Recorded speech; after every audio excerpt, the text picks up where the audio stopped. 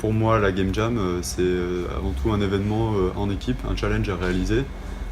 C'est pas quelque chose de facile, on prend beaucoup de plaisir à le faire et on est surtout très content à la fin du résultat qu'on produit et c'est ça le plus important, je pense.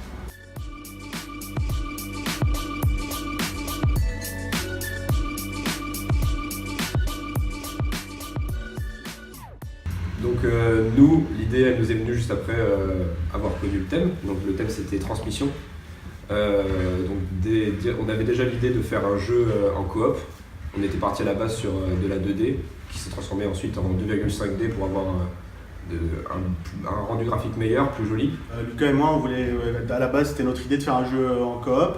Et comme il a dit, du coup avec le thème ça collait directement. Du coup on a directement choisi ça et on n'a pas vraiment perdu de temps pour choisir vraiment le type de jeu qu'on voulait faire. Et voilà. C'était dans l'idée vraiment vu que c'est un jeu en coop, on allait s'orienter vers un jeu de puzzle, de résolution d'énigmes.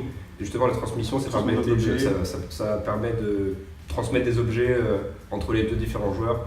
Et on collait bien au thème avec ça. Et ensuite le scénario est venu s'appliquer dessus directement. C'est parfait, même le scénario était bien avec le thème et tout. Du coup, comment on s'est organisé pour la création de ce projet? Alors moi je me suis plus occupé de tout ce qui était design des énigmes et des levels.